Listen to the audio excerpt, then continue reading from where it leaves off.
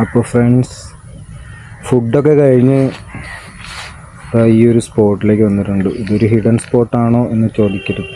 ഇത് നാട്ടുകാർക്ക് hidden സ്പോട്ടായിരിക്കില്ല, but പുറമേ നിന്നുള്ള ആൾക്കാർക്ക് ഇത് ഹിഡൻ സ്പോട്ട് തന്നെയാണ്. ഇപ്പോൾ ഈ സ്പോട്ടെന്ന് പറയുന്നത് നമ്മുടെ വെള്ളായണി ദേവി ക്ഷേത്രം ഇല്ലേ, അതിൻ്റെ തൊട്ട് ഓപ്പോസിറ്റ് ലേശം പിറകിലായിട്ട് എത്തുന്നതിന് മുമ്പായിട്ട് നമ്മൾ വെള്ളായണി ജംഗ്ഷനിൽ നിന്ന് വരികയാണെങ്കിൽ ക്ഷേത്രം എത്തുന്നതിന് ഒരു 5 മീറ്റർ പിറകിൽ ലെഫ്റ്റ് സൈഡിലായിട്ട് നമ്മൾ നോക്കിയാൽ മതി. വീഡിയോയിലുള്ള പോർഷൻ കാണുമ്പോൾ നിങ്ങൾക്ക് മനസ്സിലാവും. ചിക്കൻ ഫ്രൈ എന്നൊക്കെ പറഞ്ഞാൽ വർഷങ്ങൾ വളരെ കൊച്ചായിരുന്ന കാലഘട്ടത്തിലൊക്കെ എൻ്റെ അച്ഛൻ മിക്ക ദിവസവും മേടിച്ചുകൊണ്ട് വരുന്ന ഒരു സാധനമാണ് പൊറോട്ടയും ചിക്കൻ ഫ്രൈ.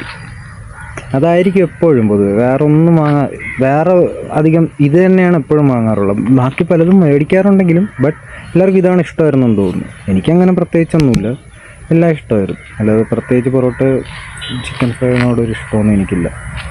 സോ എന്നിട്ട് എന്താ അങ്ങനെ കഴിച്ചുകൊണ്ടിരുന്നതാണ് ആ ഒരു കാലഘട്ടത്തിൽ. അതേ ടേസ്റ്റ് ഇപ്പോൾ കിട്ടുമോ എന്നൊക്കെ ഞാനിപ്പോൾ കുറേ നാൾ മുമ്പൊക്കെ ഈ കടകളിലൊക്കെ പോയിരുന്നപ്പോൾ ഞാൻ ചിന്തിച്ചിട്ടുണ്ട്, അതൊക്കെ എനിക്ക് കിട്ടുമോ. അതിനുള്ളൊരു ഉത്തരവും കൂടെയാണ്. 20-25 വർഷത്തിന് മേലെയായി ഈ ഒരു കട തുടങ്ങിയിട്ട്, ഇന്നും നിലനിന്ന് പോകുന്നു.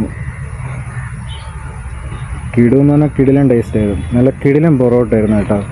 ഒരു മീഡിയം കുറച്ച് വളരെ ചെറിയൊരു ചൂടേ ഉണ്ടായിരുന്നുള്ളൂ. ഇപ്പോൾ റീസെൻ്റ്ലി അടിച്ച പൊറോട്ടയൊന്നും അല്ല, എന്നിട്ടും കിടുവായിരുന്നു. ഇപ്പോൾ റീസെൻ്റ്ലി അടിച്ചതായിരുന്നെങ്കിലോ. അതാണ് നല്ല എണ്ണയൊക്കെ തേച്ച് നല്ല കിടിലൻ പൊറോട്ട, നല്ല മൊരിഞ്ഞ പൊറോട്ട.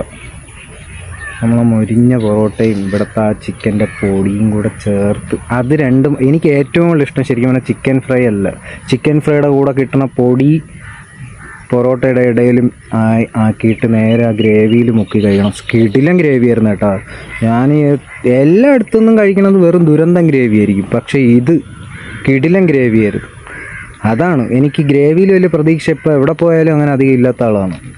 പക്ഷേ ഈ ഗ്രേവി കൊള്ളാം, കിടിലൻ ഗ്രേവിയായിരുന്നു.